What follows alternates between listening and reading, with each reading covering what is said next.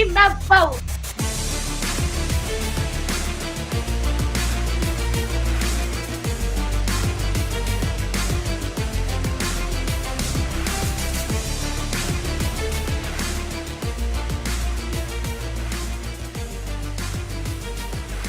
Court is in session with Ryan in Sacktown on If You Don't Like That.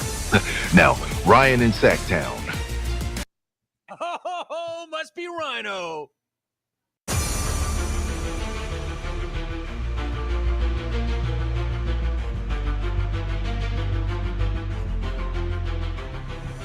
It's Taco Tuesday! No LeBron.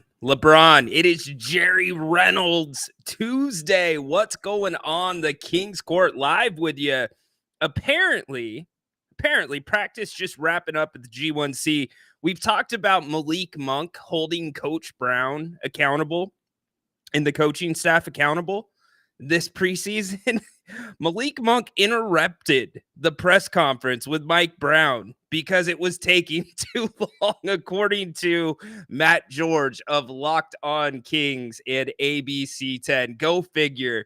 Gotta love Malik. What's going on, everybody? Ryan in Sacktown with you. A lot to get to. Jerry Reynolds joining us here about 2:30. We're brought to you by Bennett's. You know the name. Get to Bennett'sRestaurants.com. Do me a favor. Check out their private dining rooms. You got holiday parties coming up. Got all these different things, Christmas parties, office parties, maybe a family get-together. They've got awesome, and I mean awesome, private dining rooms. Very, very intimate. Still get the same great Bennett's. Prime cuts of seafood and steak. 3 locations throughout the area. Go to Bennett'sRestaurants.com. Learn more about that. A lot of Kings to get to. Bane, what's up, man? I acknowledge you. Acknowledge me! Appreciate it, dude. You're going to get Sean Salisbury tomorrow, but we are kicking off a double header today on If You Don't Like That. Grant and I will be back at 8 o'clock. No shortage of topics to talk about. How about the Jets and Robert Saleh? Did 49ers fans, did your ears perk up a little bit when you heard Robert Saleh had been fired? You thinking, wait, can you hire a fired head coach? Can you bring him in the same season as a coordinator? The details about how all that went down in New York, I want to talk about that in a few minutes before Jerry gets here. And just like, let's see, SoCal Lifestyle did, put your questions in the chat for Jerry. I would love, absolutely love to get to as many as possible. Now realize there's a flow to what we do. You know, we're gonna pick and choose the questions. If they're not really in the same lane with the way the conversation's going, I'll hold them over for another week and try to get them in when they actually work. But get them in there. Love to hear from you. You can also call the show as well. If you want to call, you can use the QR code that is now on that shoulder. That way? No, that way. There we go. And you can get in that way. Would love to hear from you. So let's set it up that way. A lot to get to. If you didn't catch the King's Court shoot around this morning, go check it out. Apple Podcasts, Spotify, wherever you get your podcast. I talked a little bit more about the situation in Stockton. Gabriel Harris getting the full-time GM job. He's done a great job down there. Absolutely deserves it. You've also got a change at the head coach with Quentin Crawford. And we talked about Kings practice yesterday. And one of the big focuses that the Kings are trying to hone in on this season. Not a big surprise. They were really good at it last season, believe it or not. So we'll get to that in a little bit. Andrew, oh my gosh. Wasn't that just a terrible week? You saw the writing on the wall that the Seahawks were going to lose that game. And then of all things, the Giants defender does the Cam Chancellor and jumps over the line to block the field goal and returns it. Come on. Big game on Thursday, though. Huge game. Niners and Seahawks. I hate divisional games on a short week. Doesn't make sense to me. I get why the networks want them. They pay big money for the product. They want intriguing matchups, but just not really into it. We've talked a lot about Bronny. I'll bring it up, Bane. I can certainly bring it up. Yeah, let's talk about Robert Saleh really quick because this situation to me is so confusing. And there's multiple reports going on about what actually happened. Who got Robert Saleh fired? Was it Aaron Rodgers, as Bane is talking about? What was the situation around that? There's also a report that Robert Saleh was surprised that he was getting fired. So the biggest surprise to me in all this is that Robert Saleh was surprised that he was getting fired. This thing has been off the rails for a good year at minimum. This offseason was so incredibly awkward. Yet Aaron, it was like a power struggle, right? Between him and Aaron Rodgers. You got to know these personalities, these professional athletes, when you get to the level that Robert Saleh was at, when you get to the pros, NFL, NBA, whatever it may be, it's not coaching your little league team. You are not a coach in that sense anymore. You are managing personalities. And a head coach is really the CEO of that entire business. They've got their hands in a little bit of everything. And some guys, it fits perfectly. They are great leaders of men. Other guys, they're just great football coaches and not good at being a head coach. And I think that's where Robert Saleh falls. He's a great defensive coordinator. The Jets defense has been consistently good with him at or in New York, I should say. But other than that, it has been so awkward from his press conferences to going back to the offseason, the power struggle with Aaron Rodgers and him. You know, he coached Aaron Rodgers for what, 5 minutes last season before Aaron got hurt. So he gets 5 games with him this year. But you saw some weird stuff on the sidelines, and part of that is social media. Part of that is people making quick cuts with the camera work, making it look more weird than it really was, right? But the other part of it was what I was saying again, the offseason. Saleh comes out, you know, this is the year. We got to get it done. Aaron and I were on the same page. He's got his coordinator, Nathaniel Hackett, who obviously they had the year before. And don't forget, they brought in guys that Aaron Rodgers wanted to play with, Lazard being one of them. They had Cobb on the roster last year, Randall Cobb. But this past offseason, you have Aaron Rodgers come out and say, we've got to be here every single day. Football is number one. Everything else, shut it out, right? And then what? 6-8 weeks later, he misses. I think it was an OTA. And Robert Saleh is like, yeah, well, it's not excused, but we knew about it. You know, it was basically we're excusing it with prejudice. And it's like, oh, here we go. Here we go. There is a classic power struggle between these two. And as the season went on, you could see Aaron Rodgers not always looking so happy with Robert Saleh. You saw Robert Saleh trying to be the big, you know, rah-rah cheerleader. We scored a touchdown. You got Aaron Rodgers. Hey, let's be professional. It's just a touchdown, right? And then we get here, right? And Woody Johnson, there's reports saying the owner of the Jets did not, or said that Aaron Rodgers had no input on Robert Saleh's firing. Now, don't insult my intelligence. Let's think about this for a second, especially now that you have a competing report coming out that Robert Saleh was considering firing Nathaniel Hackett, who was Aaron Rodgers' guy. So whatever this situation is, to the point where there's additional reports that Robert Saleh had to be escorted out of the Jets facility. I mean, is there anything worse than that? Security escorting you out of the building? Now, whether any of that is true or not, we'll find out in the coming days. But then there's the 49ers aspect, a defense that's been underperforming in a year that is supposed to be the year for the San Francisco 49ers. And Niner fan, where are you at? Are you trying to get Saleh? And I'm not saying you're going to have Robert Saleh on the sidelines. Damon Bruce, who covers the Niners very closely, if you pay attention to my X account on Sundays, many times I will retweet Damon shows for you. He goes live at the 2-minute warning every Sunday when the Niners are playing. So that way, anybody that's here in our fan base wants to get their Niners coverage, go check him out. But Damon talked about it earlier today, and he's right. If I'm the Niners, I'm picking up the phone. Hey, Robert, my man, I know that you just lost your job. You want to go on vacation, which Robert Saleh has already said he wants to do, wants to spend some time with his family, understood.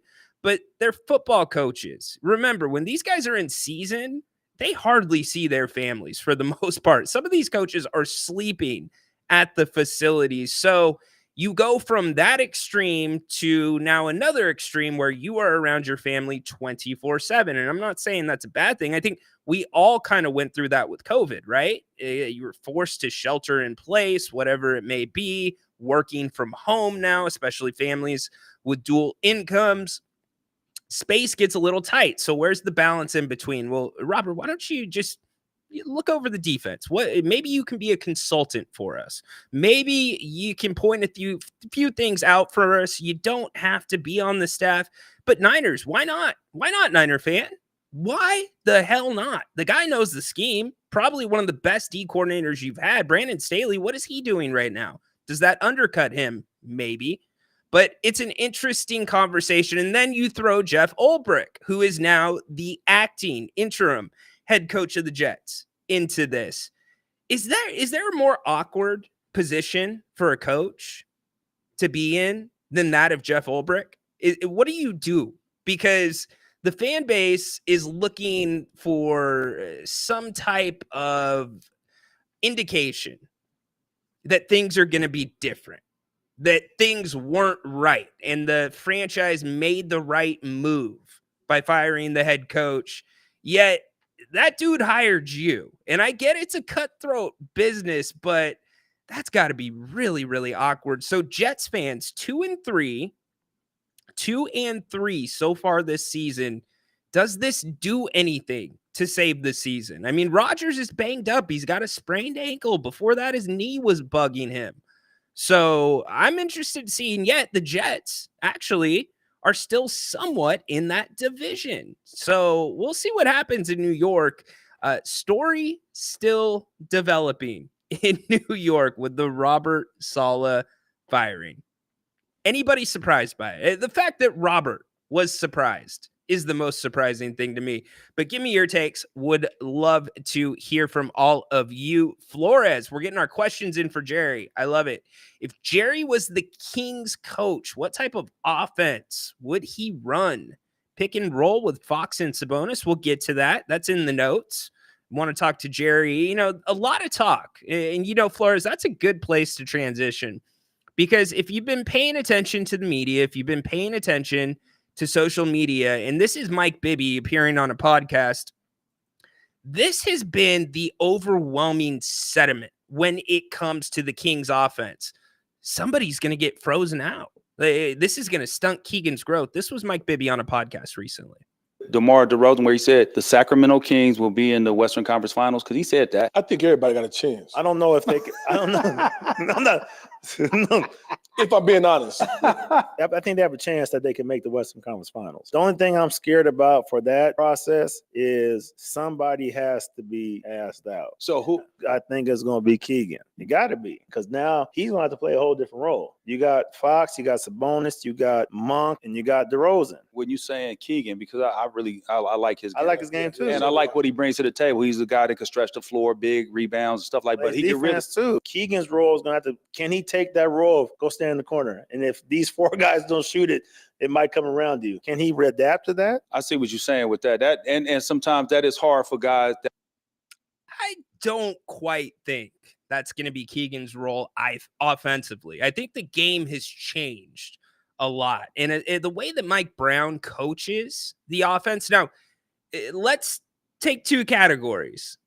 There's the principles that the Kings play by, and then there's the actual play with the Kings. I love the principles, the cutting hard, being intentional, making reads, somewhat positionless basketball. It's a great concept. It's an excellent concept. It's shown, or the Kings have shown, that concept works. 22-23, they had the highest NBA or offensive rating in the history of the NBA. But what happened last year? Same concepts, extremely different result because guys were standing around too much. And you could put that on a number of different factors. You could say Coach Brown, he didn't call as many set plays. True. He's on the record saying as much at the end of the season, too, when it mattered. You could also say that team didn't have enough distributors. Also true. But does somebody get frozen out of this? I don't think so. We'll talk to Jerry about that. And I don't think it stunts Keegan's growth either. I think it puts Keegan back on a more natural growth progression. Last year, you saw the coaches really pushing Keegan to be more of a playmaker. Now, I don't disagree with pushing Keegan. That's spot on. You've got to push him, but you don't just push him out there and make him you want him to be comfortable as well as, pushing him and getting uncomfortable. You have to get comfortable being uncomfortable, but you don't always have to be in that uncomfortable zone. And with DeMar DeRozan on the floor, theoretically, with the Kings, that's going to open up more opportunities for Keegan Murray to spot up. Same thing with a couple of other guys, Keon Ellis, who we've talked about, and Kevin Huerter, presumably. And Kevin, by the way, he's a little bit closer than we think. Now, the question becomes, he's going to be reevaluated fairly soon. Can the Kings sneak him in to a preseason game? Is he going to be ready to go to get any type of run in the preseason, which kicks off tomorrow night, Golden State at the G1C for the Kings? But back to Keegan Murray really quick. I guess my thought is he's going to see more defenders, probably a little bit more off base. They're going to be coming to close out rather than set and guarding Keegan when he's going to intentionally try to make a play. So maybe that playmaking, in a sense, because the defense theoretically should be moving more, that playmaking becomes a little bit easier for him. And there's not as big of an ask for it as there was last year. So a lot of good stuff we can get into with Jerry. He will be here any minute. But we talked about Kings practice yesterday. Huge focus yesterday. I said this at the start of the show. One of the things the Kings did excellent last year. Excellent. I mean that with all my heart. They were really good on the offensive boards. They were 12th in the NBA. You know what they were better at?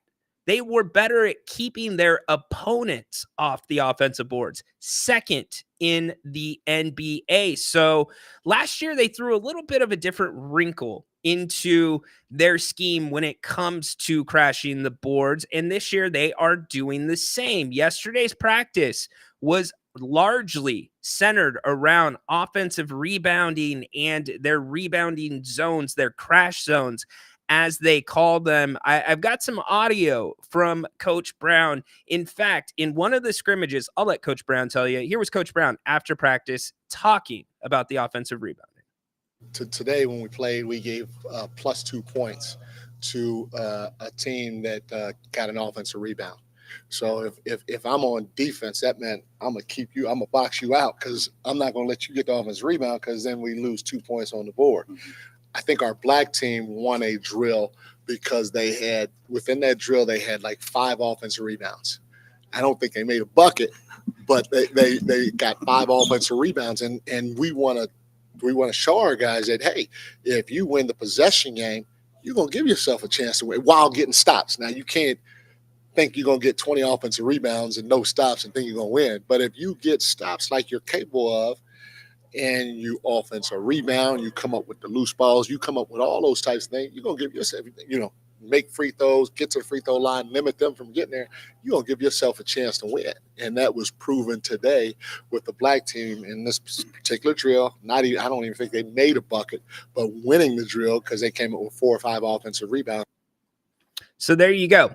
Big emphasis yesterday on the offensive rebounding, winning the drill. with no buckets, but 5 offensive rebounds. I love it. That's the charge stuff that's like the charge stuff the Kings are doing, ringing the bell. Anytime someone takes a charge. Keegan Murray, talk about him like we were a second ago. His defense has been impeccable the last year, and I only expect it to get better this year. Keegan will have the toughest assignment night in and night out. And the great thing about Keegan is his offensive game does not dictate his play on defense, which I think is great. Domas was talking also about the offensive rebounding and some of the wrinkles that go into it. There's different rules for people above the break. We added another crasher last year towards the end of the season, and our defensive transition defense was still number 1. So coaches want us to do it now from the jump from the jump. And that brings up another question for me that I wanted to get into it with Jerry about is, does the Kings' size in some way help them in some respects with the way that they're running the offense and the fact that they're going to have everybody crashing? That's not necessarily a traditional thing in the NBA. Now, it felt like in 22-23, because rebounding was a problem for the Kings. In fact, you might argue rebounding, specifically giving up offensive rebounds, cost the Kings the opportunity to move on to the second round of the playoffs in Game 7 against the Warriors. Like I said, it got much better last year, but with everybody talking about the size of this team, the size is not significantly different from last year. Now, guys are still dealing with injuries. We talked about Orlando Robinson most recently. He has a sprained MCL. He'll be reevaluated in 4 weeks, so you can take him out of the picture. But can the Kings find a way to use their lack of size to their benefit? And I think they probably can. That's a Jerry question. That's a coaching question. So I'm interested to see what Jerry has to say about that. Bain, college football was nuts last weekend too. I think Jerry said he follows it. Would also be a good topic if he wants to as well. Yeah, we'll start off talking the weekend. His Chiefs, man. What are you going to do about the Kansas City Chiefs? They just grow players. They're so good. They're special. It's Patrick Mahomes. Think about that. When Patrick signed his contract, people are like, are you crazy? Some people, I should say. That long of a contract for a quarterback in the National Football League? Now it looks like a steal. They already renegotiated it once, but the Chiefs are rolling, and they're not playing pretty. Last night was better, but up until last night, it has not been necessarily chocolate and roses for the Chiefs. So I'm sure Jerry will definitely have a take on that. No doubt, dude. Freaking Chiefs. That's pretty much all you can say about the Chiefs. They just keep rolling. So again, we are talking Kings training camp. We're already getting some great questions in the chat for Jerry, and we'll get to those in just a few minutes. Speaking of Jerry, we are very lucky every single Tuesday, most Tuesdays, to have Jerry here talking Kings basketball with us as the season ramps up and gets closer. So happy to have the one and only Mr. Jerry Reynolds. We did it right. We're both wearing hats, buddy. Yeah, we're on the same page, aren't we? I've got my King stuff on here, really getting excited about the season about to start. I mean, obviously preseason, not a huge fan of it, but, it's basketball. And, excited to be with you, Ryan. And, of course, the great fans out there and their outstanding questions. So, basketball, football, and I know you're taking a couple little veiled shots at my Chiefs, but that's okay.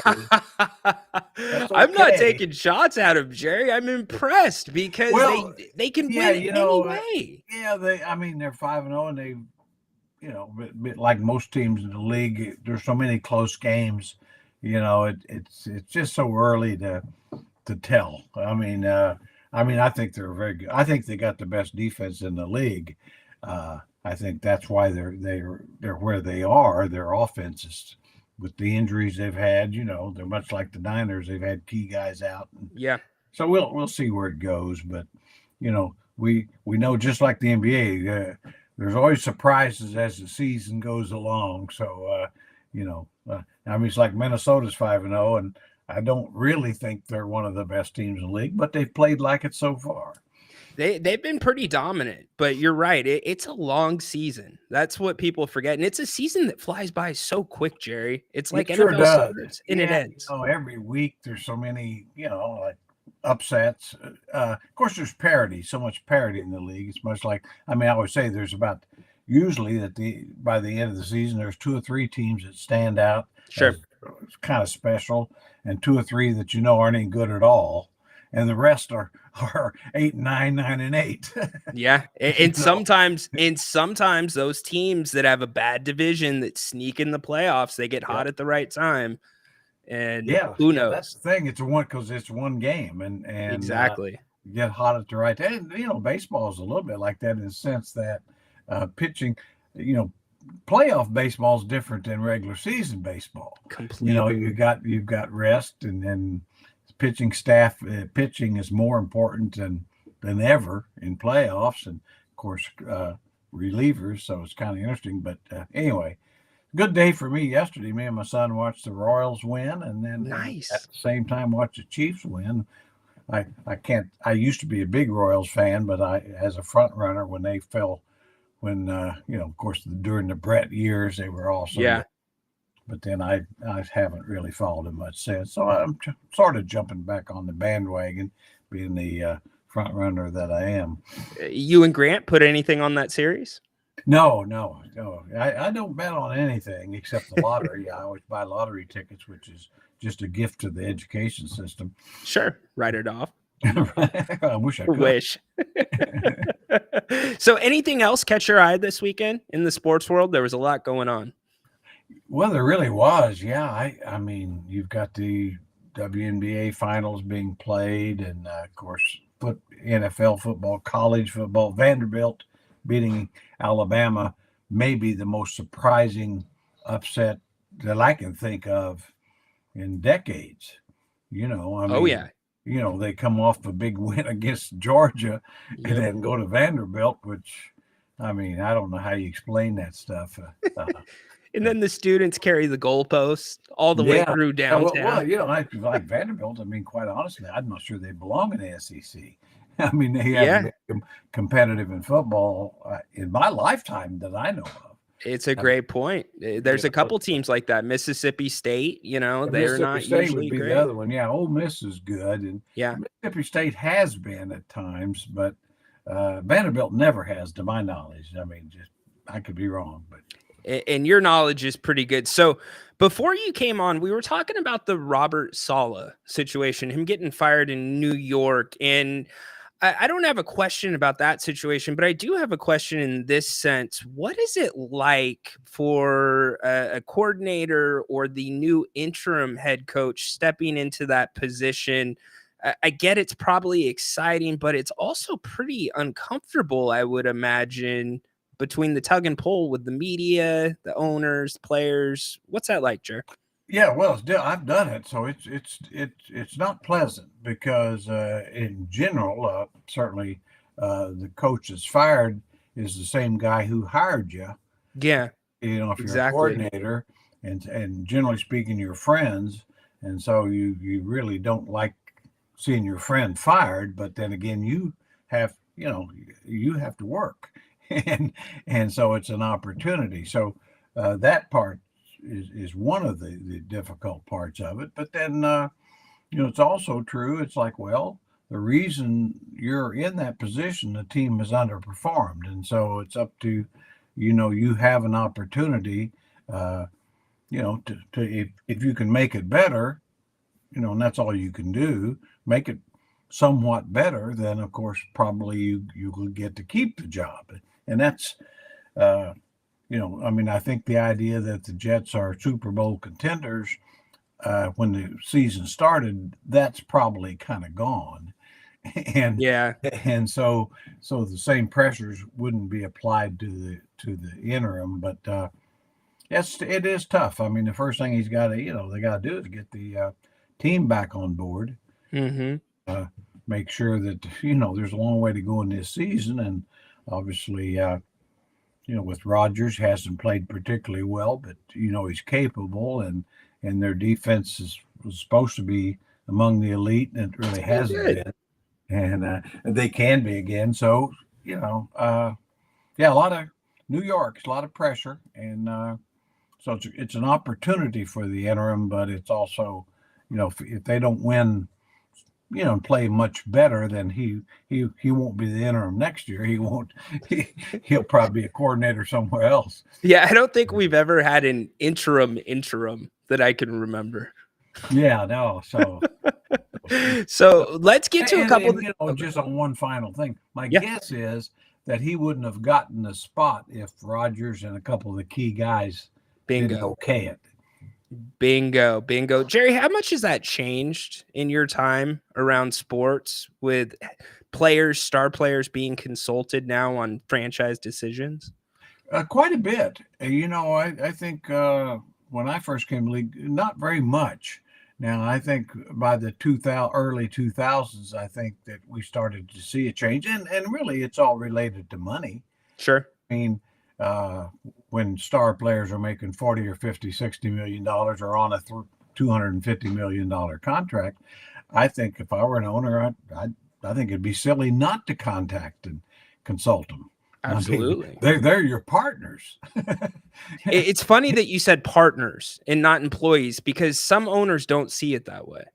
Yeah, there's a lot that haven't, probably don't, because it's a little bit of an old school, the term owners. Yeah.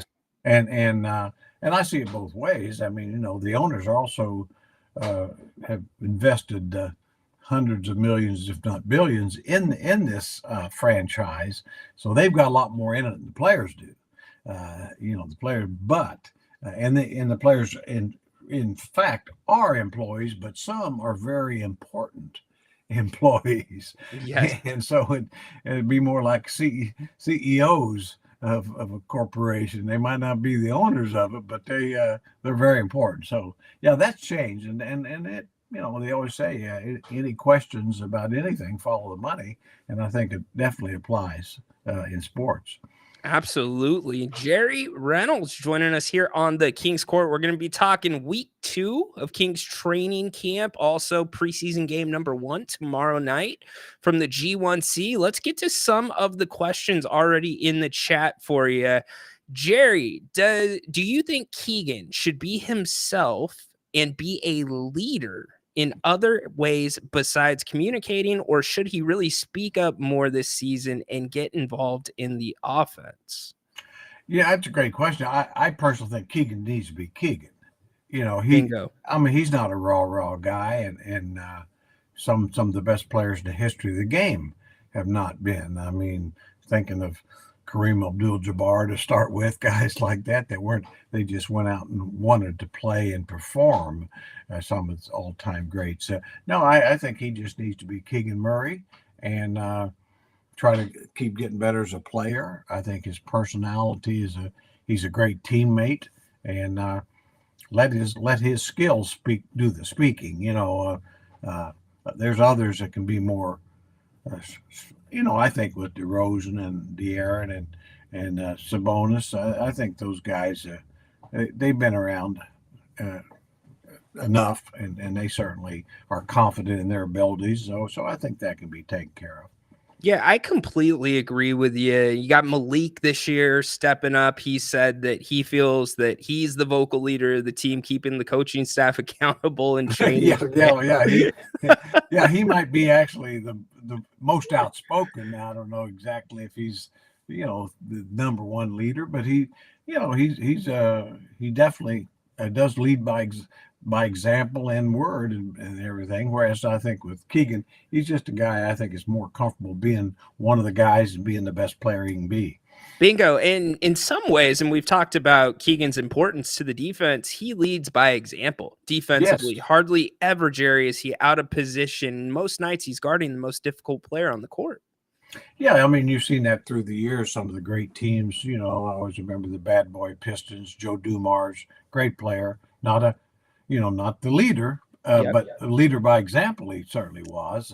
And I mean, on the Bulls, Scottie Pippen was never an outspoken kind of guy until he retired and became very outspoken. Yeah, that But changed.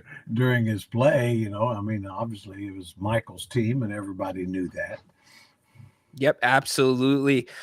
I've noticed a little bit, and I want to get your take. I'll just hand it off to you, your observations on camp. But I had talked in the offseason that the Kings maybe needed some more defined roles, right?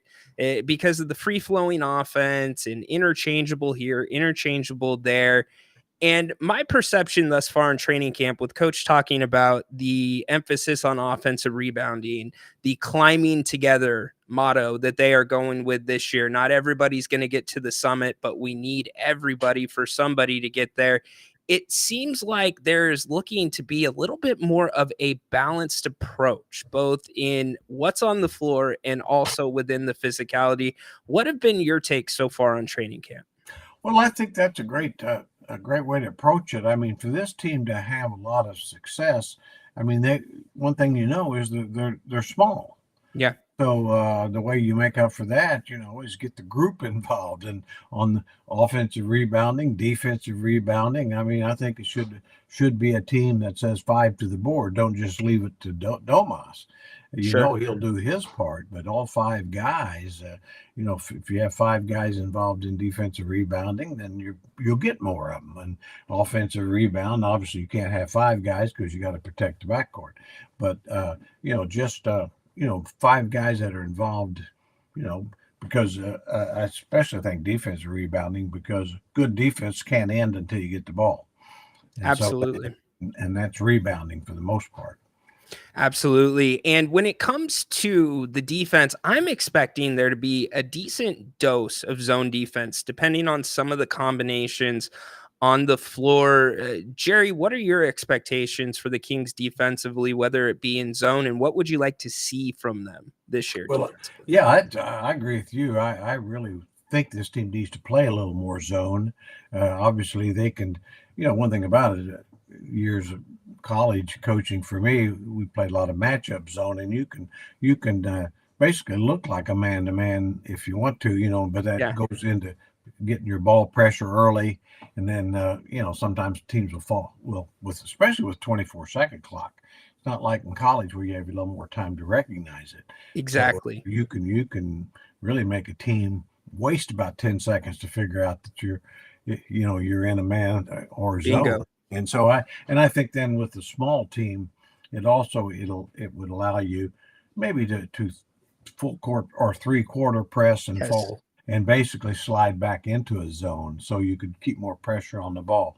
So those are some of the things, in addition to just more pressure on the ball in man-to-man to get the game, pushed away from the basket.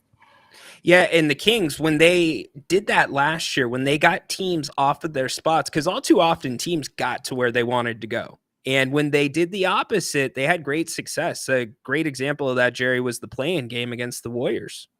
Yeah, that one thing it's kind of familiar, I think, in about every sport. But in basketball, I mean, the more pressure you can put on offensive players, the tougher it is. I mean, if you let guys, as we talked about, get to their spots, well, just as a Kings fan like I am, I know it's how much better it is for De'Aaron if he can get where he wants to go all the time. Well, he can a lot, but against good defense, it gets tougher. And now all of a sudden, instead of getting that open 12-footer, well, maybe it's a 16-footer that he can get. And or Domas really can't back his man down to the basket. They're sending the second guy. Making the offensive player uncomfortable. I mean, we see it in football every day. I mean, if the quarterback's uncomfortable, they're going to have a tough time having an effective offense. Spot on. Jerry joining us here. And I think Keon Ellis, actually, when you look at Davion Mitchell, I should say, was the guy that you wanted kind of picking up with that full court defense and dropping back in, as you said. That seems to suit Keon Ellis to a T for this team this year. Sure does. And I kind of think Keon might be a better defender. Now, he's not necessarily better just on the ball and individually, but his length and his instincts, to where he can really give defensive help, I think, better than Davion. So, but yeah, he really, honestly, we've talked about it before, but I just think the guy made the Kings a better defensive team once he entered the starting lineup. I mean, and it picked up De'Aaron spot as well, and certainly De'Aaron's a much improved defender, which is the key. So yeah, I like the way they finished, and I'm hoping they, just like you said, they start the same way and maybe add a few wrinkles to go with the added pressure that we saw last year. Absolutely. And it's a great point about Keon. And to the point earlier that I was making with more balance, Coach Brown has talked about that a little bit when it comes to the offensive side of the court and looking at how many shots are on the floor. When you have Domas, DeMar, Keegan, Foxy, having Keon there, who has been getting the number one reps at the shooting guard, makes so much sense because you don't need a lot of offense from that position, but he provides all those things that you just said, Jerry. Yeah, and he's proven to be a very good 3-point shooter, and I think that will play out continually in his career. And the point with DeRozan and De'Aaron in particular, going to be a lot of double teams and attention focused on those guys. So with good ball movement and unselfish play, which we've seen in the past, I think we'll still see, he's going to get a lot of good open looks. And that's what you're looking for from that position is 8-10 shots a game and hit 5 of them from 3. That's 10, 12. And that'll be great because, you're not expecting him to go make plays off the dribble offensively. You got other guys to do that. You got 3 guys that are much better at it, if not 4. Yeah, and the reality is, too, whether it's Keon Ellis, whether it's Kevin Huerter, if you're looking at the 5 that's on the court that starts the game, that's going to be the guy that teams hang off of, period. Yeah, they've got to make some choices. I mean, it's one of those things when you're a coach and you're going to play the Kings. Okay, what's your defenses? Who are you worried about? Right. Well, you're worried about De'Aaron Fox, probably number one. Although with DeRozan, it might change a little. I mean, but certainly there's guys you got to focus on, and certainly with Domas, you're concerned about him around the basket. But be that as it may, you're going to focus on those other 2 guys on the perimeter, and they're going to draw attention, which means Keon really won't be drawing that much attention, which is a good thing.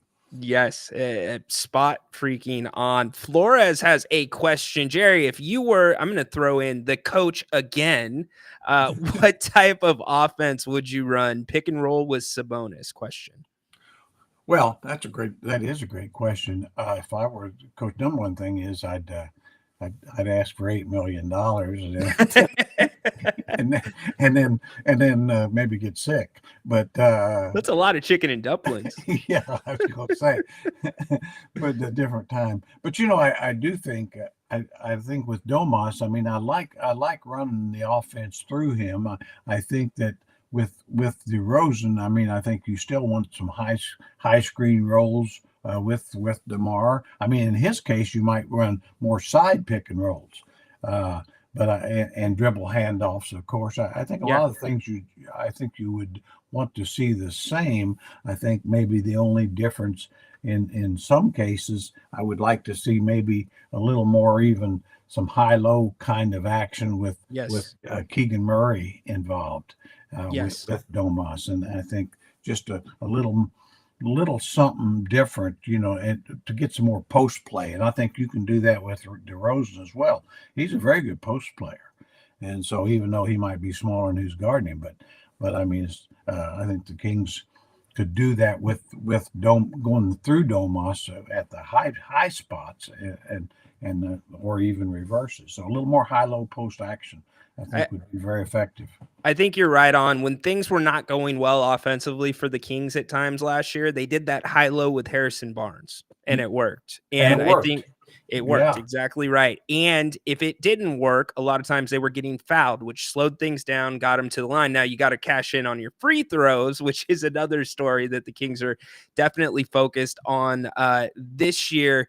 Coach Brown was talking about, and I think this is spot on, there's that balance between how do you make the defense come up and guard Domas a little bit more, because we've seen them sag off so much.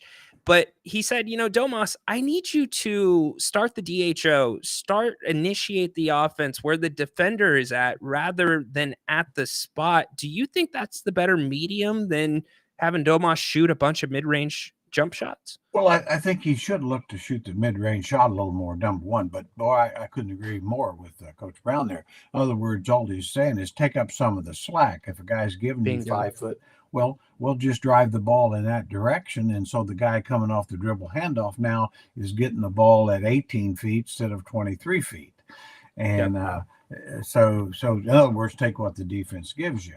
And at some point, I mean, the defender can't back off into the stands. So you're in effect go at him a little bit. I don't know, Jerry. The fans are getting closer and closer. Well, yeah. Now, with the old Arco, that wouldn't have taken much to get into the stand. All right, we're taking a quick break from the Kings. Bane is curious. You and I have covered this before, but what are your thoughts on Bron and Bronny? Well, I mean, my thoughts on LeBron is he's 40 years old and still one of the very best players in the world. Bronny, honestly, I just don't think he's an NBA player yet. Will he be someday? I think there's a good chance to where he will be. But he's a young man that's gotten a lot more attention probably than his skills have merited, to be honest with you. And there were better players probably not drafted. So there's that. But I wish him well. I think everybody says he's a great kid, but it's one of those things that he'll have to carry his own water here pretty soon. I mean, LeBron will be gone at some point. And so it's up to Bronny to really work on his game and get better. And, you feel like if he makes it or doesn't make it, it won't be because he hasn't put in the time. I think most people have a lot of respect for him that way. So we'll see. But it's an amazing thing to have father-son playing on the same team. Whatever the circumstances, as maybe skewed as they are. But it's just a credit to both, I guess. I mean, but mostly to Ron to still be playing when he's 40 and still be terrific at 40. As much as I hate to give him too much credit because he's a Laker. Jerry, he's one of the guys that first started investing so much into his body. Yeah, no question. I mean, you just wonder. I mean, it is remarkable that physically he looks as good as he ever has. I mean, now I don't think he's got quite the quickness and that he once had and all that, but he's gotten every drop of his ability, and that was kind of like a Tom Brady thing, I mean, they're ones of one. I don't know that we'll ever see either one of them like again, the guys that could play at such a high level for so long. I completely agree with you. Unless kids start parents investing in their bodies early on, who knows? Maybe kids play till 45, 50, and it keeps going up from there. We've talked about how specialized youth sports is these days. Yeah. I think it does help in some ways, but I think there's some young athletes that probably get burnt out of a certain sport if it's all they do. So, you may gain. And so I don't know. I think let kids be kids, play what they want to play. They'll find out what they're best at. Bingo. Just get them off the video games. Get them off the video games. Get them outside with some buddies, running, jumping, shooting, playing, whatever. Absolutely. Here's the thing. The NBA is missing out on a golden opportunity with Bronny. And actually, the same opportunity is what's best for Bronny, and it's letting him develop in the G League. And you let him be the face of the G League, and you let him prove, and I don't want to say prove the doubters wrong, because in this case, I think the doubters are right. If his last name isn't James, he's not being drafted in that spot. He's likely being an unsigned free agent at best, but if he's able to get the skill set that he needs through the G League, Jerry, and then come back to the NBA, the story's 2 times better. Oh, absolutely. He'd be great. That's where he should be talent-wise. And I mean, we don't even know if he can be a top G League player yet. Sure, it's a great point. That's to be decided, but that's where he should be, where he can work on his game and be his own man, and he'd draw a lot of attention to the G League, which is still Spot good. on. Yep, absolutely. You know, so anyway, that's probably one of those things that makes too much sense. You know, It makes it's too completely logical, which is always dangerous. You know. Yeah, those are the things where I just go, Damn! Yeah. come on. Romanowski, predictions for Kings standing in the Pacific Division. Jerry? Well, being the eternal optimist, I guess, I really think they can win the division. You know, I mean, it's obviously, you know, Phoenix you think will be better getting the Tyus Jones a point guard, and so that's a little bit of a concern. But you know, the Warriors, I just think the Kings are better than the Warriors. Might not prove to be so. The Clippers, with Kawhi, you can't, you know. Bingo. Paul George going quiet, you know, just can't count on it. And then the Lakers, you got to be concerned about them as long as LeBron's healthy and Davis. They got two great ones there. So, but I think I like the Kings' chances. I like the Kings' chances in the Pacific. 3 of the 5 teams in the Pacific Division are in the top 5 of the hardest schedules in the NBA. The Kings and Lakers are the 2 that are not. I think the Kings should win the Pacific Division outside of something miraculous in Los Angeles or Phoenix somehow finding a way to put it together a season late. Well, I know one thing. I'd much rather see them win the Pacific Division than the in-season tournament. How's that? Yes. Do you think that's going to stick? I really don't. I think each year it's going to lose a little steam. You know, the first year I thought it came off pretty well, and I think this year it'll still be, but I think it'll maybe start losing something. Yep, because you know it's completely forgotten within a month after it's over. You know. Yes, I'm completely. So that's not going to be lost on fans. So I think I'd be surprised if it's here 5 years, but you know, I mean, I mean, they may have it, but it'll just be games. Does that mean the Lakers have to take the banner down? Yeah, I wouldn't feel good about raising that if I was there. I love it. AB says, I'm getting O2 level Kings vibes this year. Not the same team, obviously, but my hot take is that DeMar really fits amazing into the team. Keegan takes another leap in his game, and Keon Ellis emerges. I don't know if I'm at O2 vibes, but there is a different, and Jerry, I'll let you speak to it. To me, there is a different confidence in this building, not only amongst the coaching staff, but the core of this team having DeMar DeRozan on it. Well, yeah, I certainly think this team is ready for a step. I think DeMar will fit beautifully on this team. I think if the team really were starting the season completely healthy, you know, with Carter, you know, I think he would have added something, you know, so I mean, I think that's, and Herter, I think you've got a couple of key guys, I think, in a rotation that aren't available start the season. So that concerns me a little bit. But yeah, I do. I have a good feeling about this team. I'm not sure I can put it quite there at the 2001, 2002 level, the 60 win kind of team and a serious championship contender yet, but should have won a championship. Was a championship, but anyway. Yeah. I keep looking at my hand. I don't have a ring on it, so I guess I can't do it. You so deserve that ring. but yeah, you know, and I do kind of think it's closer to the season that when the Kings went from 44 to 55 wins. That was kind of Jay Will's last year, and you know, it was clear the team was really excellent, but it wasn't quite contending status, and so they made the trade for Bibby, which fit with Christie better. And of course, the Christie trade had happened the year before, or happened that season, and that helped them get to 55. And so I think it was, you know, I think this team is more like that, to where they're still kind of a piece away. Bingo. Yep, they're their Aaron Gordon away, as I Yeah. like to say. Yeah, no, exactly. That's a great point there because Denver's a very good team, but they weren't a contender till Aaron Gordon showed up. He was that perfect fit with the Joker.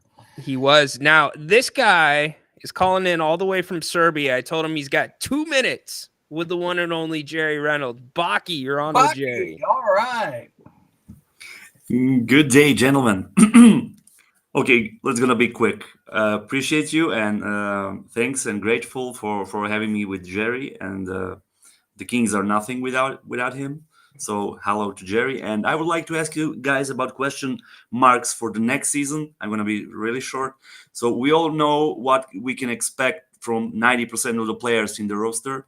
But now when we have the new guy, which is the all-star caliber player, I would like to know what type of the game will he bring to the game? What type of the plays and behavior he's gonna bring to the game? And because a lot of people here in Serbia are actually which are truly NBA followers for the decades already, think that the Kings from the 90s with Weber, Divac, Peja, and those guys were not the champions only because Chris Webb was very selfish in a lot of the games he played. He didn't bring the team game with it. And so do you think DeRozan will bring the game to the Kings, or he wants the team brings the game to him? That's great. my Those are question great for you. points there. I do think DeRozan is, the thing that's different is C-Webb, when he came to the Kings, they were bad. And, he was a big part of what made them good. And so it's a different dynamic. In other words, he, for right or wrong, he kind of felt like he was the guy. And he was the guy most of the time. But anyway, with DeRozan, he's joining the team. He's been a star, and he's been a star several places, but he knows he's coming. He has to fit in a little more. So it's, I think, a different dynamic. And then plus the other thing, he's an older player joining a younger bunch. Yes. So that's the difference. He isn't confident in his ability, but he's joining them, and he's well aware of them. So had the same thing happened when he was 25, it might be different. But I'm fairly confident from everything I know about the guy and people that have coached him and know him. They just think he's a true team guy. And I'll go a step further here. He is bringing something that was so needed last year. And Jerry kind of hit on it with him being a veteran. His basketball IQ, the Kings desperately need at that spot. Great stuff. Yeah. So, Baki, where's Tedora today? Oh, Tedora is with the school on the mountains. So they are having something extra. So I'm not gonna see her 7-8 days, maybe. Oh, okay. So you got a little break. But she told me that because I can hear from her only once on a day. She said, "Oh, I'm the only one who said the notifications on YouTube that the show is going on. So say everybody hello," and that's it from her. Love it. Well, she's always thinking about you guys. Don't you worry. Love it. That's awesome. Awesome. She is part of the intro. She gets the holy moly, Jimba Bowley. She's the best. She's gonna rise to real hardcore NBA and Sacramento Kings fan. Love it. Baki, be well, dude. Great call. Thank you, Jerry. Thanks, Baki. Thank you, guys. Great. All right. Well, Jerry, I guess great, isn't he? Oh, he's the best. He is such a true fan. A true fan. Oh, yeah. Wow. It's what time in Serbia right now? Yeah, he makes me kind of shame myself. I'm not sure I'd be. I don't know if we would, either of us would be able to hang with Baki. No, I don't believe it. I know I wouldn't. No, not at all. Yeah, it's midnight in Baki. Patrick, welcome in. Okay, so let's wrap up here. Tomorrow night, first preseason game.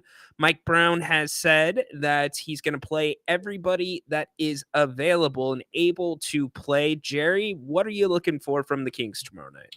Well, not. I mean, basically, I just want to see everybody trot out there. I mean, I always say with preseason, the last preseason game is always important to me because then you know they're getting ready to play. Yeah. This first one is a show and tell. Let's face it. The thing that probably I want to see everybody being healthy and having fun together. That's probably the truth of it. I don't think I expect to see them preparing for the playoff run in the first preseason game. I just don't think that it's even necessary, to be honest. No. I am disappointed. I think that Robinson's not going to be available to play. Yes, he's not. And I really thought and think that's a shame because this would be a great time with Lyles out and obviously a need. It'd be a great time if he were healthy to get a lot of extended minutes, which would be very important. Now, for Colby Jones and some of those, there's guys that the preseason is really important for. But I mean, let's face it, we know Fox, DeRozan, and Keegan and Malik. The last preseason game will be when we need to lock in on them. Spot on. And we'll talk more next week about the end of the roster. The Robinson injury opens up an interesting situation to me because I think it's going to open a little bit bigger of an opportunity for Scal to possibly get a couple minutes here and there. He's been doing some great things down in Stockton. And I personally thought his NBA run was done, but who knows, Jerry? He is a heck of a professional.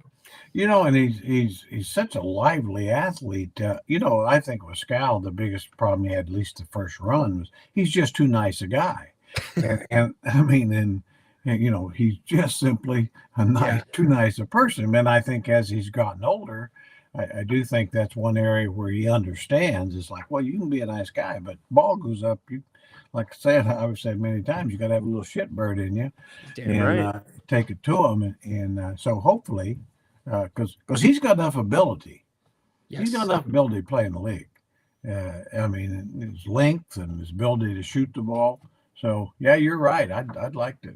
It would be a great opportunity for Scal to say, maybe I can be the guy to give you some off the bench minutes. Well, and last year in Stockton, because I covered the team really close, he was running a lot of the same action, not to the degree that Domas runs it with the DHO, but a lot of initiating from the high post and getting some of the guys like Mason Jones some looks, getting who else was getting the looks then? Colby was getting a decent amount of looks. So anyways, I think he's familiar. And there's a reason a lot of those Stockton guys have been able to step in seamlessly to fill little roles here and there and be ready for the moment. Stockton's doing a great job, and they just hired Gabriel Harris full-time as their new GM.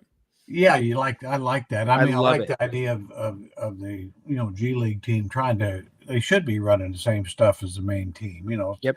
Kind of like, anything else, so that when their players are brought up, it's familiar to them. So yeah, a great opportunity for Scal, no question about it. And it's too bad about Orlando Robinson because you just hope he's not out throughout preseason.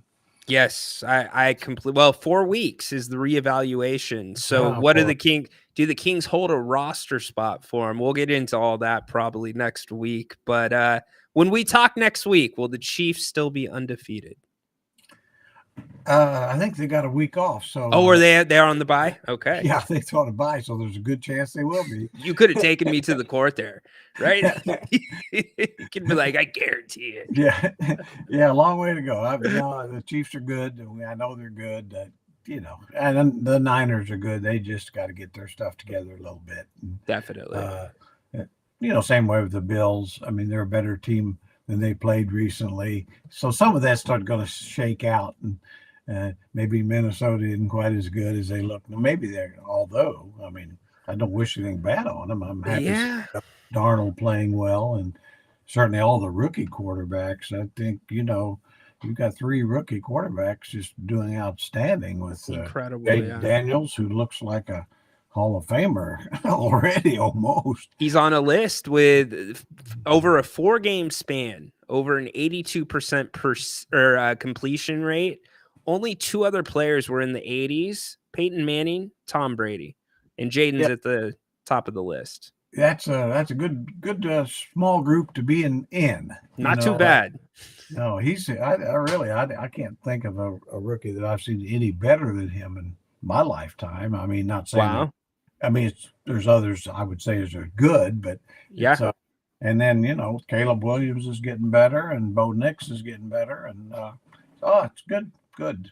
That's why Jerry, NFL's a great break until NBA starts. Damn right. And you know what, really quick, and we'll end here. We talk about it all the time on the basketball side. Most of those guys that you just named off, they stayed most of their eligibility in college.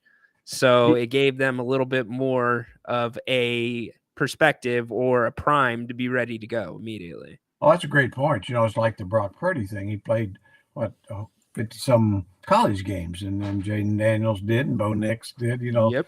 I mean, and so I no question. I mean, in today's game too, as much as they transfer, I mean, they all seem to play at least two schools, if not three. Yeah, and what's the rush? They're getting paid. Some of them are getting paid well. No, I was going to say if they had the same thing what they do in college basketball now, I mean, I think a lot of guys might stick an extra year. The guy that would be a second-round pick, it almost makes sense for him, to stay an extra year. I always say what they should do.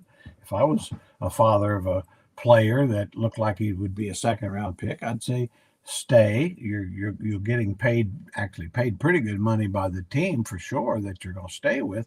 We'll get insurance in case something happens. There you go. And try to move up in the draft. So anyway, it's a different world out there for sure. It definitely is. Jerry, you're the best. Thanks for coming and joining us here on another Tuesday.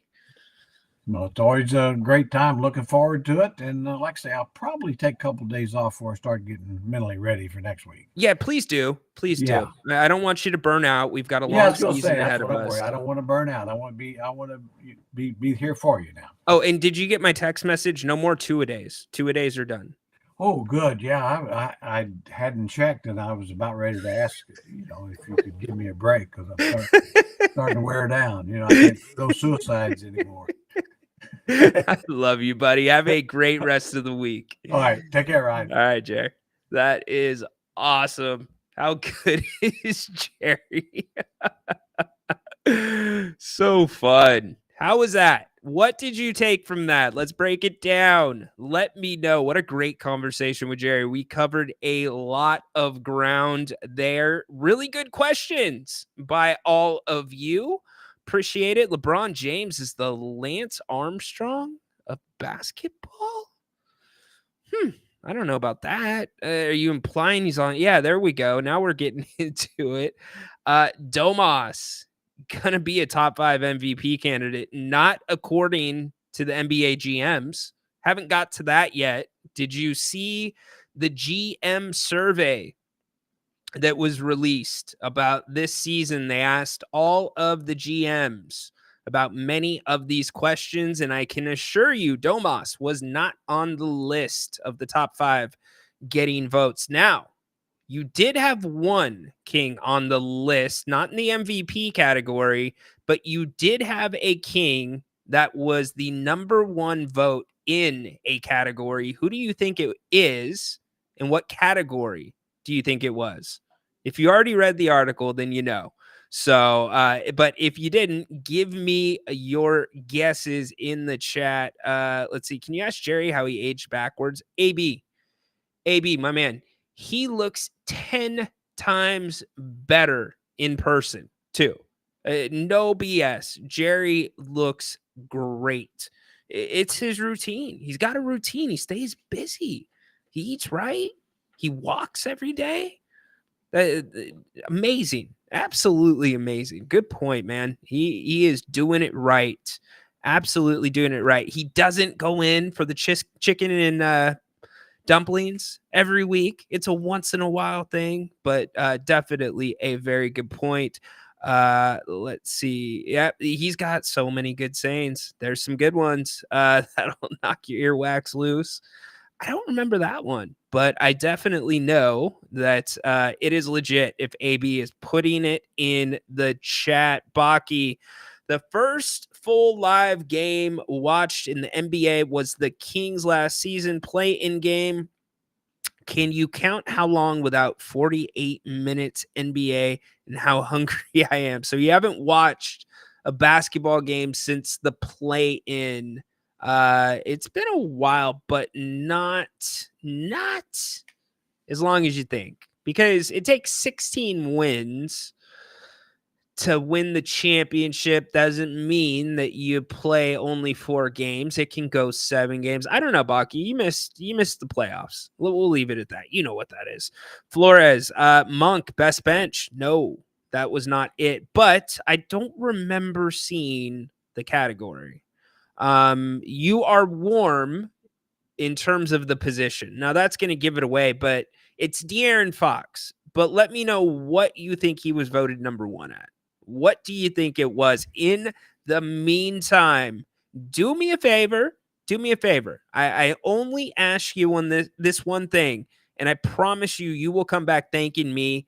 Get over to Bennett's, whether it's the West Side Grill in Rockland, if it's the location out off of Howe in Fair Oaks, or in Roseville. All 3 are absolutely incredible. They've got prime cuts of steak and seafood. Grant and I gush all the time on here about the New York Prime.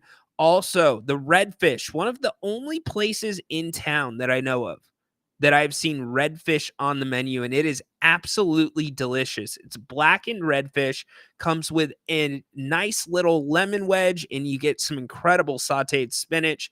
And that's just the entrees. Monday through Friday, great happy hour, 2 to 6 o'clock. There's sips and taste. By the way, 60 different wines by the glass. 60 different wines. And yeah, not done yet. Specials. They've got weekend brunch. You can get a couple of entrees, bottle of champagne for the lady, under $50. That's cheaper than a McDonald's breakfast these days. And also prime rib on the weekends, other specials during the week. Monday, wine and dine, very similar to the brunch special. Get to Bennett'sRestaurants.com. You can check out all the specials, the menus. You can make reservations there. Also, buy gift cards. Huge thanks. This is our second season with Bennett's sponsoring us here on If You Don't Like That. So huge thanks to them and the team. That's Bennett'sRestaurants.com. Bennett's West Side Grill in Rockland. Great conversation with Jerry. Incredible. Romanowski, surprised you didn't hear Chael Sonen's comments about LeBron. I did not. What did he say? Is it worth going to look up? Okay, so I'm going to give you the category. De'Aaron Fox was voted number 1 in fastest player in the NBA. Fastest player in the NBA, De'Aaron Fox, number 1. And I believe it was by a pretty good margin. Let's go here really quick. I had it just up. Where are you at? Best basketball IQ. Steph Curry was atop a lot of the list. Now the Kings were not atop very many of the list or questions. Eric Spoelstra is voted the head coach with the best defensive scheme. Okay, and he's also voted the best head coach in the NBA by the GMs. No surprise there. Also best motivator. So Spoelstra cleans up here. Most versatile defender in the NBA, Giannis. Interesting. Best interior defender? Anybody? Wembanyama. Little too early for that, in my opinion. Best perimeter defender? Drew Holiday. Interesting. Now, who is the best international player not in the NBA? You're not going to like this one. With 30%, Sasha Vezenkov. How about that? The GMs thought that highly of Sasha Vezenkov? Wow. Incredible. Yet Sasha went back to being a big fish in a small pond. The NBA is not for everybody. Now, was that part of the situation? I would have said it was the situation in Sacramento, but the fact that he is not in the NBA at all anymore, that surprises me. Highest percentage of total votes on position questions, Jokic. Not a surprise there. Who's the best small forward in the NBA? Jason Tatum. Best shooting guard in the NBA. Who do you think that is? Best shooting guard. That one's going to surprise you. I don't disagree with it, though. I do not disagree with it. Your MVP voting, according to the GMs, and these are predictions. SGA, number 1. Luka, number 2. Embiid and Jokic and Tatum tied for 3rd. Grant always asks this question. If you were starting a franchise today and could sign any player in the NBA, who would it be? I'll let you guys marinate on that for a second. I want to find the Fox one. I'm looking for the Fox one. Shouldn't be hard to see De'Aaron Fox's name here. Rookies and international, defense, coaches, miscellaneous. There we go. That is what I am looking for. In Sacramento, there's actually something here that's going to piss you off. Which player is the fastest with the ball? De'Aaron Fox, number 1, 52%. Ja Morant, number 2. Maxey, number 3. Kyrie Irving got 3% of the vote. Damn! Really? I don't know if I can acknowledge that. Now, you're not going to like this one. You are not going to like this one as I scroll back up to it. Which team has the best home court advantage? The Kings are on the list, by the way. The Kings are on the list. Which team has the best home court advantage? Denver, number 1, according to the GMs. OKC, number 2. Tied for 3rd, Boston and New York. I would have bumped New York a little bit higher there. Number 5, Utah? Utah? Over the Kings, fans? That doesn't sit well with me. I know that doesn't sit well with you. Utah. Huh. That does not make any sense. Utah. I don't remember Utah being anything special. And think about how many opportunities the home fans had last year to really get into it, really blow the roof off the place. Not that many, not nearly as many as the year before. Very interesting. So the answer, by the way, the player that NBA GMs overwhelmingly would start their franchise with today, Victor Wembanyama. Victor Wembanyama. So there you go. That's a little sampling of the NBA GM poll.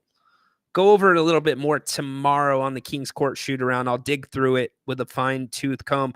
One thing that I will mention from it that rubbed me the wrong way, besides the Sacramento fans, it was that Domantas Sabonis was not on the list for best passer in the NBA or one of the best passers. In fact, it didn't look like he even received a vote in that category. That surprised me. That really surprised me. Let's see. If Fox makes his free throws, big season. Don't disagree. He's had an incredible offseason. There's been a big focus on the free throws this year, Romanowski. A huge focus. In fact, almost every practice is ending with free throw competitions. Remember, free throws last year, attempts down 16+%. Made free throws down 21+%. Do you know what that equates to? that directly equates to wins. You take those two numbers and you put them exactly where they were in 22-23, the Kings make the playoffs last year. Guaranteed. Guarantee the Kings make the playoffs last year. So exactly, Kings need to make their free throws this season. Bingo. Wasn't Brunson, but I'm pretty sure he was on the list. The late Wilford Brimley used to go to Utah games. Interesting. Patrick's always the historian around here. Patrick got a real kick out of Grant going through one of the Yankees teams the other day. That was great. I just looked at Grant and I'm like, what language are you speaking? I don't know what you are saying, sir. Anyways, hey, we are not done on If You Don't Like That today. Grant and I will be back tonight at 8 o'clock. Join us. Phone lines will be open. Would love to hear from all of you, taking your questions. We'll have audio from today's practice. We'll get you all tuned in there, get you ready for the first preseason game, Kings Warriors, tomorrow night at the G1C. First opportunity, by the way, to see DeMar DeRozan as a Sacramento King. Anybody going to the game? Bane, you are the only one that I can't see emojis from. Person, turquoise, waving. You know I always read them out when you send them. I don't even know what sound drop to give you on that, Bane. What should it be? This one? Yeah. There you go. Anyways, we're going to be talking NFL too. Robert Saleh situation. Robert Saleh. Coach Brown. You know what? Before we go, I want to play this clip from Coach Brown. And when Jerry and I were talking about the balance of this team, and I was talking about having guys that are doing things that you have to have done for winning teams to be successful. And too many of those little things were on De'Aaron Fox's plate last year, on Sabonis's plate. In short, you were asking too much of those players, and the numbers bear that out. Both of them were in the top 20 in turnovers last year. De'Aaron Fox went from inaugural player of the year, clutch player of the year, to the fourth most missed field goals in the NBA. So Coach Brown hit on that and kind of put a bow on that conversation. Here's what he had to say and what he's looking for from guys across the roster that aren't the core of this team and the back end of the roster. I really liked what he had to say. Coach Brown here. Oh, I mean, there's a lot. You're looking for fit and what do we need, and can this player grow, whatever, and so if you're trying to get if you're trying to get down to the nitty gritty, you want guys that do the small things. We're a team that likes the offensive rebound. So if somebody's in that crash position, are they going to give the effort to crash every time and get a hand on the ball? That is a unique skill set that not many guys can do. A lot of guys can do it 50% of the times. Most guys can do it 75% of the time. Not many people could crash 100% of the time, putting that pressure on the defense and trying to get your hand on the ball. So that's a skill set that we're looking for. We're looking for guys that every possession, again, everybody says they want to run, but it's hard to run for 48 minutes. Trust me. And play defense the way we want to play defense. So we're looking for guys that will run the floor extremely hard every single possession to put pressure on the defense and to open up that floor for a guy like Fox, who's the fastest in the league. We're looking for guys that are going to hit somebody on the defense end of the floor, but do it without sending them to the free throw line. So having that physicality, having that presence, being able to communicate all the time at a high level. So those small things are the details are some of the details that we're talking about, trying to excel in and focus on right now with our guys, because if we need a bucket, we got guys that can go get a bucket now, and we can be ready to catch and shoot. Off of those guys. I don't need anybody to go out there and do too much. Or off with the movement we have in our offense, with the passing, with the willing passers we have within our offense. All that stuff's going, in my opinion, in time, be great. But those little details that are hard to do on every single possession to alleviate some of the pressures off of Domas and Fox and DeMar, those things are what we're looking for. He nailed it. He absolutely nailed it. I'm not looking for all those things tomorrow night, and you shouldn't be either. But I'm looking for the start of those things. I'm looking, most importantly, for nobody to get hurt. The Kings cannot afford another injury, but again, exciting time. You got basketball back tomorrow. We will be back tonight, 8 o'clock. Make sure you join us. Also, make sure you are subscribed to If You Don't Like That. If you are not subscribed, if you're not one of the 7.2 thousand that are, make sure you scan that QR code, because you will then get our entire library. We're not going to be in your faces. You're not going to get notifications, but you'll have all of our shows right there on If You Don't Like That. And you can download the audio from most of the shows. Any shows where Grant and I are on together, go to grantnapier.com, go to ifyoudontlikethat.com, Spotify, Apple. You can download the audio, take it with you. All of our pregame, halftime, post-game shows will be there this year. Again, we're doing every game like we did last year. Jerry likely joining us for most halftimes as well. And then do me a favor, make sure that you are following the Kings Court.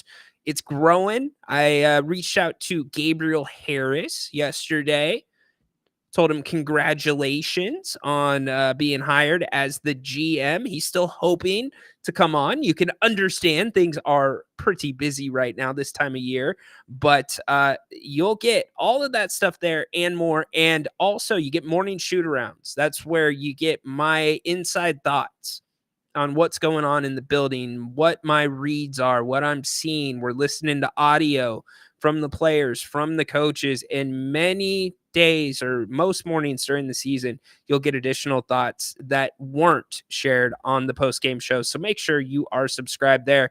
Also available, Apple, Spotify, wherever you get your podcast. All right, 8 o'clock tonight, Grant and I will be back. You'll have an opportunity, by the way, to choose Grant's rant tonight. All you got to do, have a good rant idea, put it in the chat. If yours is better than Grant's, he'll go with it. A lot of fun. We've been doing those as of late. So make sure you join us then. Thank you to Jerry Reynolds. Thank you to all of you for elevating the conversation. That was a great conversation with Jerry.